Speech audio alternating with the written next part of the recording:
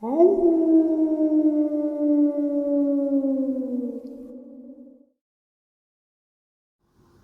and salutations, folks. I hope everyone is doing well. Welcome to today's bonus. Before we jump on into it, a quick couple of links.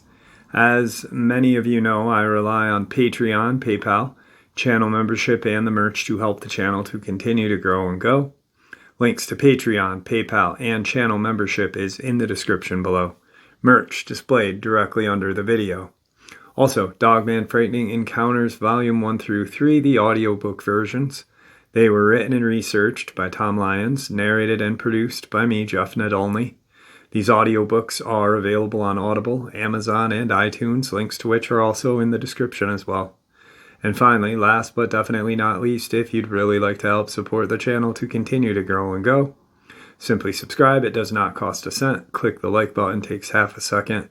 If you don't want to miss out on any of the informative uploads I put out daily, click the bell icon, and folks, please leave a comment and share the video.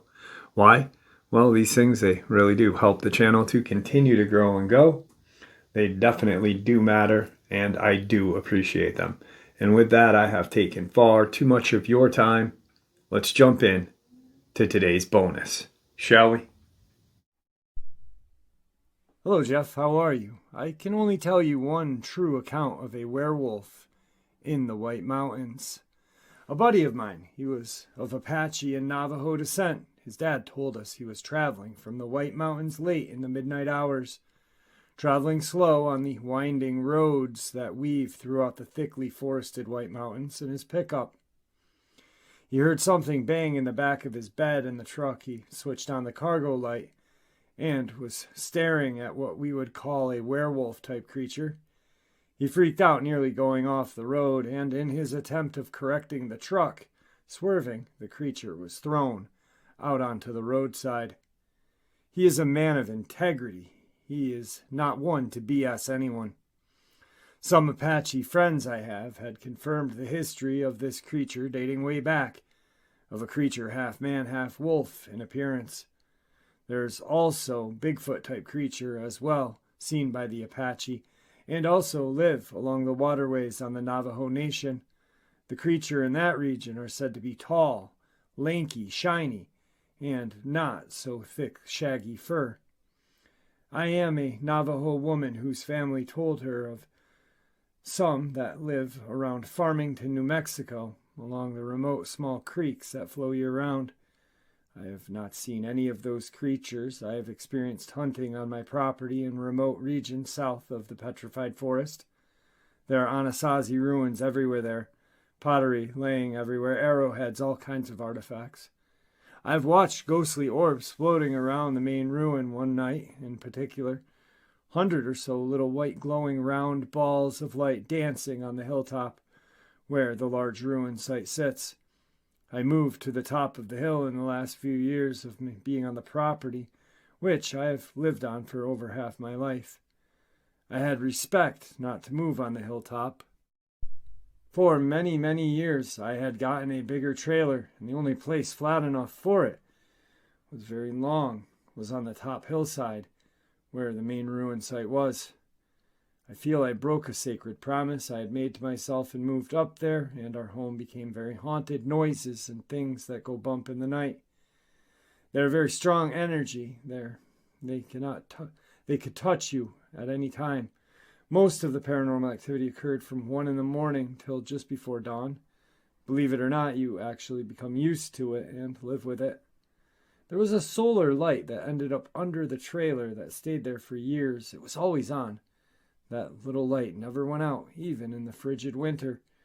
Not ever seeing daylight to charge the battery, but nonetheless, that light never went dark. It was being energized from the ground.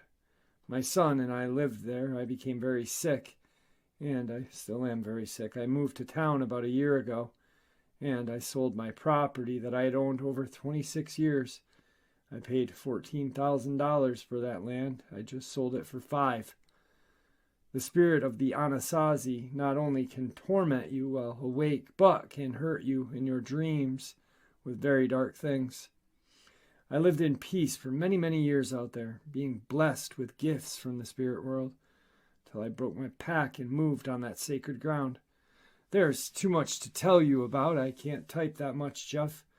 There are dark things here, gorgeous, beautiful country as well. One needs to be careful what they touch or where they go. It can cost a life. And it's as real as you and me. A young man and a friend entered a haunted place called Anasazi. I left tobacco offerings while he scoffed at what I was doing. This 23-year-old died of mysterious causes not long after that night. I'm sorry that I have to say tonight. It is not exciting, but it is true. I have a photograph I captured of some ghostly spirit energy out on that property. When I can figure out how to send it to you, I will. I'm not computer savvy. I only have this phone with internet. I will also send you photos of petroglyphs and strange beings on the canyon walls out near my property. I love hearing your true encounters of Dogman and other things. This world has not even scratched the surface of revealing its mysteries. Keep doing what you're doing. It's good stuff. I will stay in touch with you if that's cool. Take care. Your friend and avid listener, WR. Today's second subscriber submission. Hi, Jeff. I've been listening to your show for about a year, and several others before that. I've lived here for 50 years in the same location. My eyes were opened about 6 years ago. I believe there has been activity here for that whole time. The overactivity seems to have picked up the last 5 years, and the neighborhoods are growing a lot, and maybe they're being compressed into a smaller area. Several times they have left me geographic wood messages. It seems to happen when they have an issue with something I have done that makes them uneasy or poaching in their property. I think they are getting a bit more at ease around me. Last summer, I was outside and decided to get some sun late in the afternoon. The sun was blistering hot and bright. I lied down on my reclining lawn chair and reclined it all the way back. I lied my shirt over my eyes to keep the sun out. I lied there for about 15 minutes. I was about 40 yards from the side wood line where I believe they frequent. I was lying quietly, about 100% awake. I started hearing small sticks breaking, like someone walking very carefully and slowly. At the edge of the wood line where the trees start is heavy, with small twigs and dry litter, where the trees shed their limbs. Also lots of dead leaves there as well. The area between me and the wood line is mowed and has less debris. At first, I thought it may be a squirrel, but I could hear the small twigs sounding like they were being broken underfoot. I listened to that slow snapping of very small twigs for 5 minutes or so. It seemed to be getting closer gradually. The sound of it reminded me of what I had done when I had been out stalking burglars, moving about one step every 20 seconds. Then at some point the sound changed. I still had the shirt over my eyes and I was trying not to move and just see what developed. Then I listened further. The sound changed to a more regularly overt soft walking, and I could hear what I thought was it going through the transition area between the woods and the cleared area. There is an old shallow drainage ditch there which has accumulated a deep layer of crunchy twigs and leaves, maybe 3 feet wide, that runs the length of the boundary. I thought I could hear right after the walking sound changed that it was crossing that deeper layer of leaves and twigs. Then I could hear it move out of the ditch and onto the mowed area where I was. There was still some leaves and twigs in the mowed area. I could hear slow footsteps that seemed to be coming directly toward me, or at least in my direction. I wanted to raise my head up and see what it was there, but my chair was reclined back so far that my feet were higher than my head. I can't bend my neck up enough to see in that direction. The chair has little levers that lock the chair's position. The steps were getting closer now, at least halfway to me. Only 30 to 40 yards to the wood line. I decided the only thing to do was unlock the chair and move the chair back upright. Can't do that quick enough, though.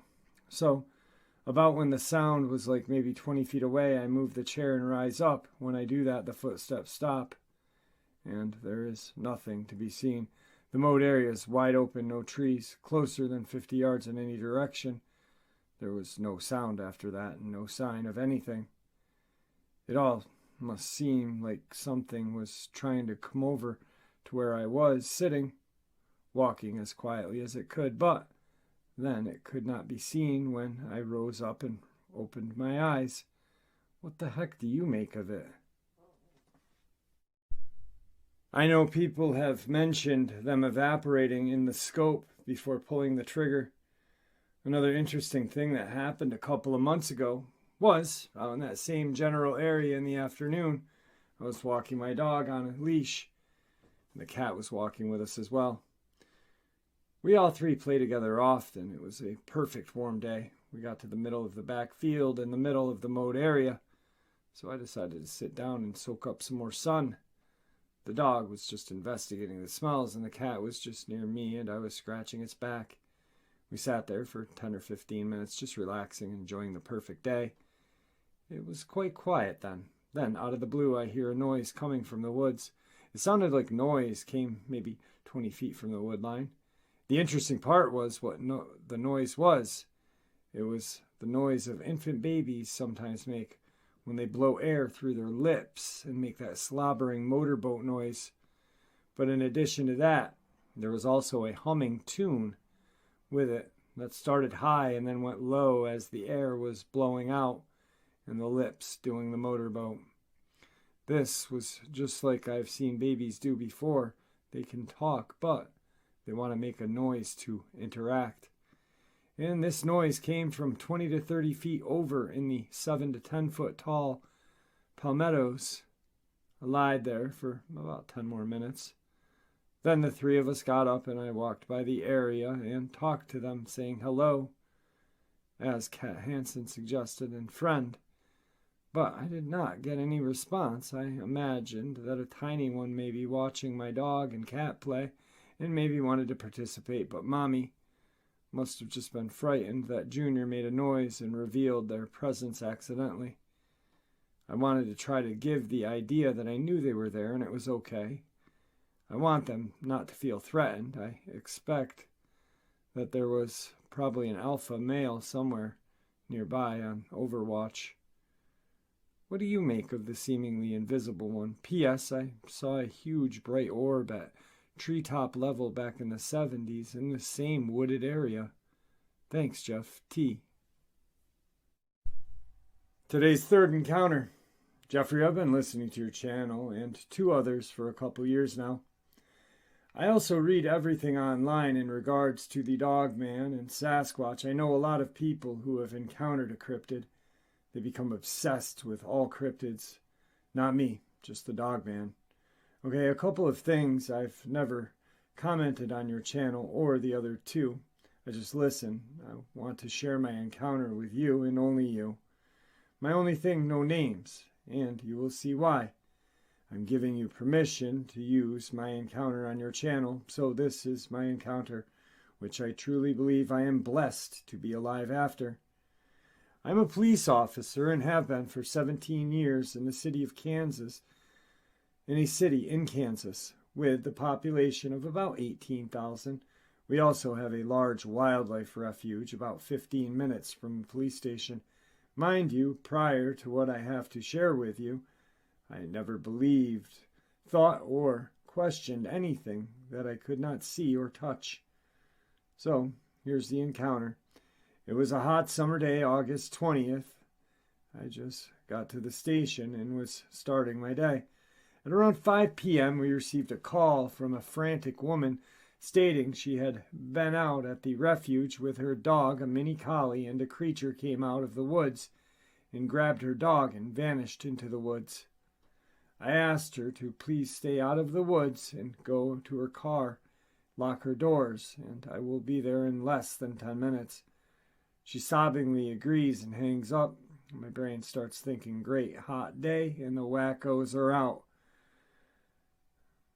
I was thinking some homeless or drug-addicted person, or worse, a male predator grabbed this woman's dog, too. Get the woman into the woods and accost her, or even worse.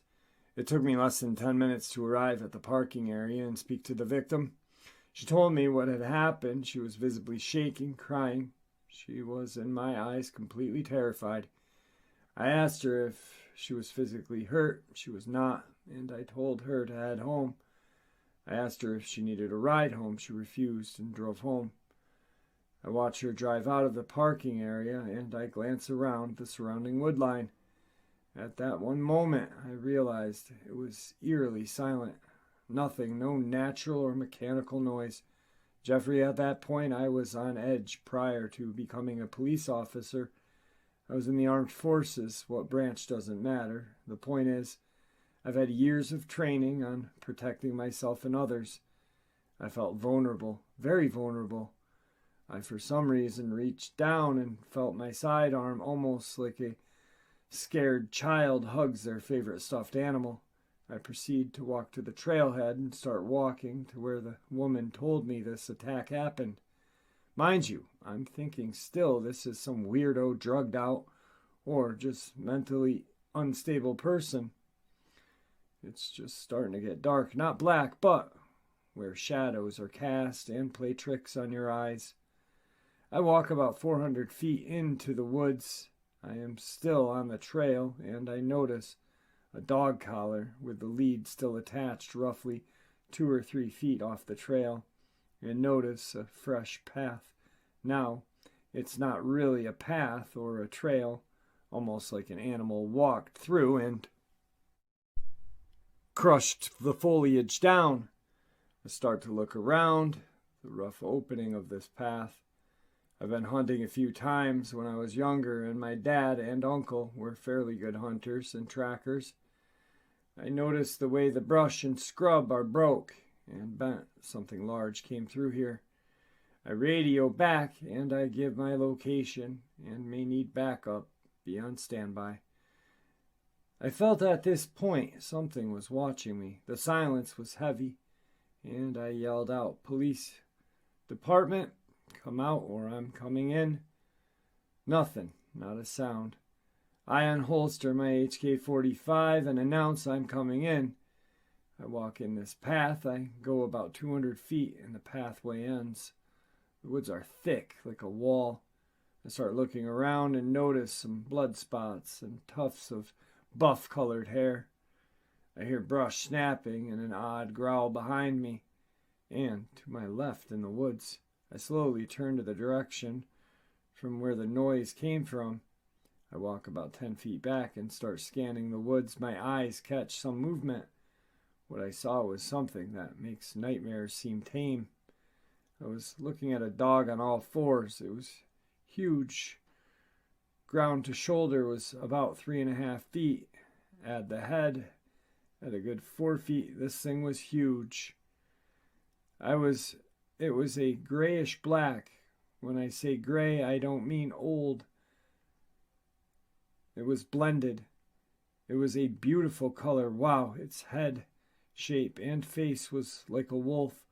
Almost like that picture you use where you just see its face.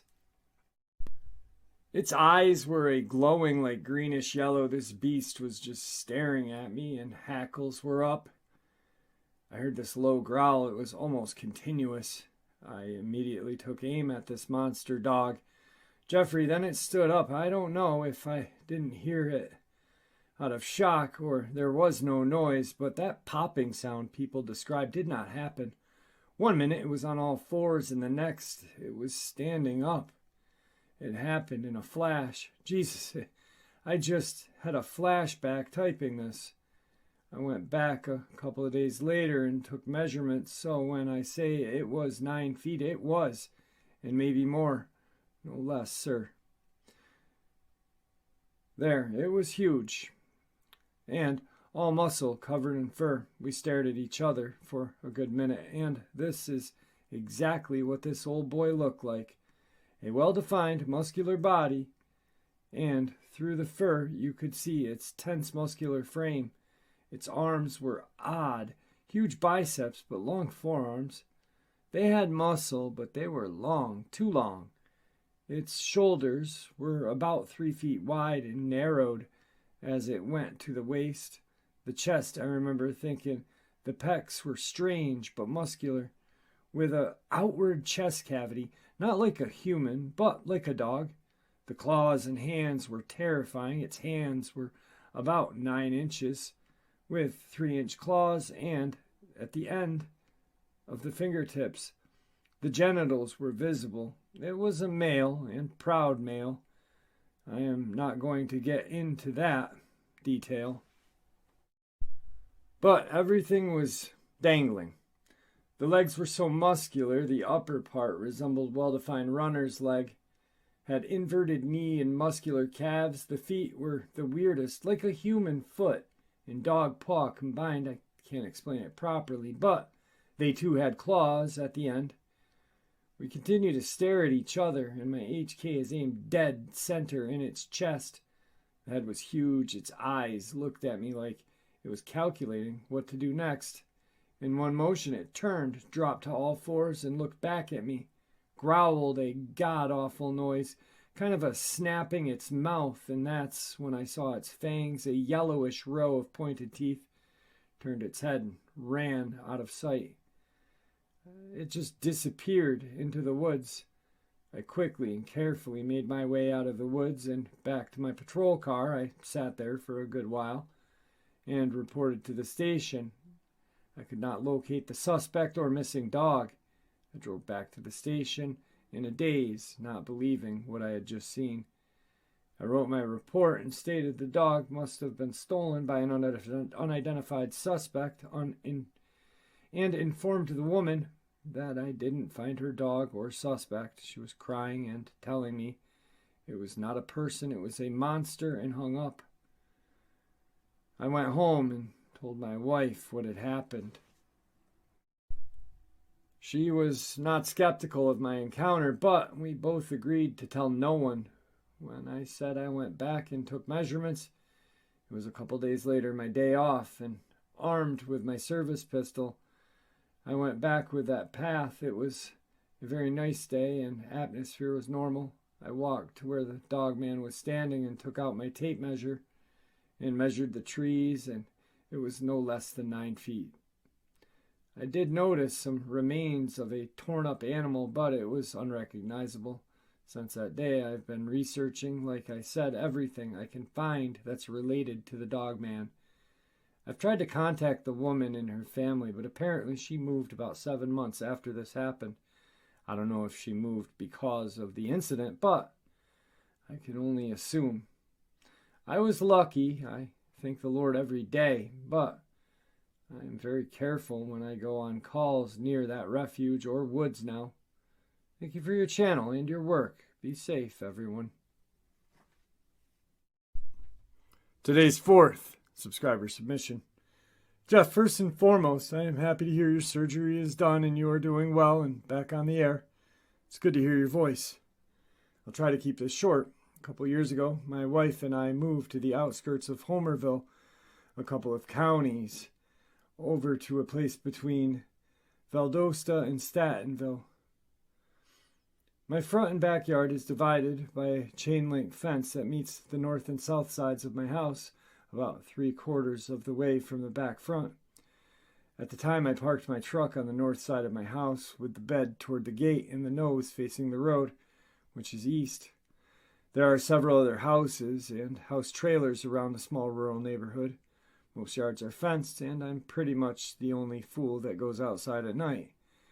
Anyway, to the east there's a creek, and to the west is a small swamp. One night, early morning last February, I was outside smoking a cigarette, just in the front of my truck on the north side of the house. To the south-southeast is a little neighborhood. Out in the creek area, a pack of coyotes start going nuts for about 30 seconds or so. And just as suddenly as they started, they went silent. Everything else did as well. About a minute later, something even stranger started happening. Most of my neighbors' dogs, and they have fences. One by one, the dogs start raising hell and would charge toward the fence only to come to a screeching halt and run back to their homes, full throttle, tails tucked and whimpering. Whatever was making its way through the neighborhood, the dogs, even the biggest ones, wanted nothing to do with it. I couldn't see this thing, but I knew exactly where it was, as it was putting off the strongest don't F with me vibes I had ever felt in my life. It stuck to the shadows, and there is a tree that blocked my vision of the street that ends at the road, almost in line of my property. Whatever this thing was made a left turn to the south, and a few seconds later, when it was out of the furthest reaches of the yard lights, it used the shadows to cover and cross the road and continue west, where it crossed my fence. It circled around my house and came up to the gate behind my truck. I heard the gate, metal on metal, clink, and at the same time came the deepest growl I had ever heard. I felt it through my body. At this point, I'm not sure if I should say what I did, as it may not work for the next person. Something like this happens to you. Anyway, I stomped on the ground as hard as I could, barking like the biggest dog I could imitate, making my way clockwise around the truck to meet this beast head on. Only by the time I made it around the truck, the thing was gone, and the gate and fence were shaking. About a week later, all 15 of my wife's hens were missing, and her 3 roosters had been killed and mutilated and left for dead. Now she takes all the hens and just kills the roosters.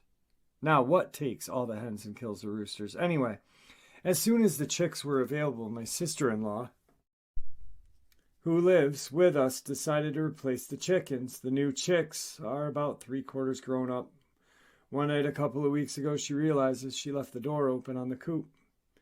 It was already dark out. She goes to close the coop and comes back shaking, white as a ghost, and wet her pants. I asked her what was wrong, Jeff, and she said something growled at her. It wasn't long after that, Jeff, I saw what I am pretty sure was a Dogman using the shadows to make its way south through my neighborhood. And that is what's been going on here, my friends. Your friend D. Tonight's final subscriber submission. Jeff, I took the liberty of drafting a version of my experience that you can use during your upload. While out finishing up my yard work late one evening, Friday, 28th October 2016, I became distracted by this weird, persistent, forlorn howl coming from the swamp on the other side of the housing area. Initially, it sounded like a big dog, like a bloodhound. Then I realized that dogs don't have the lung capacity and duration that this thing had, because it was coming from a kilometer away. It went on, then paused as if waiting for a response. That is when I realized that this was something other than a dog. It was a cryptid of a different breed. I quickly ran into the house and dragged my wife out to listen. She was immediately taken at how unique and scary it sounded, and said that she had never heard anything like it before. She quickly became freaked out and went running back inside. As for me, I stayed and listened to this for as long as I could. I even tried to record it with my cell phone, but I was getting the echo off the trees, and it never makes for good recording. The only thing to which I could compare it to would be a 7-foot, giant, mutated zombie bloodhound dog on steroids. It did not sound hominid or primate. It was more canine in nature, like a Dogman. After listening to this thing for 50 minutes straight, it finally stopped. This is where everything gets real. A lot of what happens in life that seems unusual is normally attributed to just plain coincidence and is readily forgotten. But I know from experience that a few things that happen in exact succession can usually be tied together to paint a much different picture. I have been aware for a long time that something else is out there, in addition to our hybrid hominids, and I have been in presence of these as well. This swamp, from where I heard the creature calling, is between 2 housing developments and is right on the border of Redstone Arsenal. On that side of the garrison, just across the fence and tucked back in the woods, is a forward operating base, complete with a staging facility, forensic labs, helicopter landing pads, a night or two immediately following the howling, now early November 2016. I went into the woods to listen and observe, hoping to record the howler if it was still in there. As luck would have it, there was a lot of activity that night. At about 20-30 hours, I heard 6-second bursts of weapon fire, and I could see light from a muzzle flash against the trees. It sounded just like an unexpected meeting engagement of enemy, where everyone on the team opens fire all at once and then everything goes dead silent. The threat is put down. My sixth sense was pinging, telling me that this was a deliberate effort and somehow this howler was involved. I was also thinking about what else could be flushed out my way as a result of this action and decided to back out quickly. The very next day, I saw 2 cargo helicopters come in together, land at the FOB location on RSA. One was a CH-47 Chinjahook, and the other was a Russian Mi-8 helicopter, and they were clearly not there for support of the Army Aviation Redstone Test Center. In my professional opinion, it was a very suspicious and intense 72-hour turn of events. What I suspect happened was that someone in the other housing area had either a sighting or a terrifying encounter, and reported the howling creature, resulting in a special unit going in and terminating and extracting. I don't think any of this was coincidence, as it sounded way too deliberate. It wasn't until years later, 2020, that I was able to contact with someone that was part of that mission, and he confirmed my suspicions. He said that I was the luckiest man alive to make it out of that swamp that night, because they had killed 3 aggressive dogmen, so something evil and dangerous was intentionally removed from that swamp that night, and I lived to tell about it. Alright, Dogman fam, that was one terrifying and fascinating upload. Hope you guys enjoyed it as much as I enjoyed sharing it with you. Dogman fam, please practice kindness. There is not enough of it in this world. We are slowly seeing how unkind the world truly can be. Alright guys, so from what I know of the video clip that I'm going to share with you right now, a guy had seen something in his field.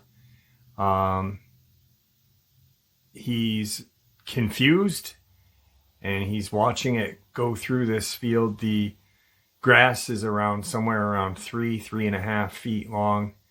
All of a sudden it stands up and you see this guy take off running. Check it out.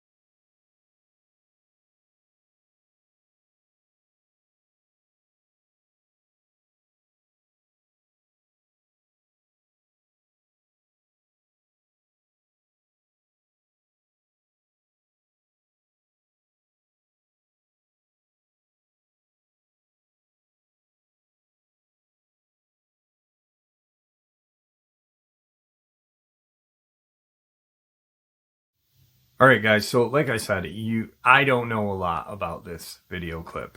You see this thing moving through this tall grass, and you can start to see bits and pieces of it. And then you see it start to stand up, and he takes off quick.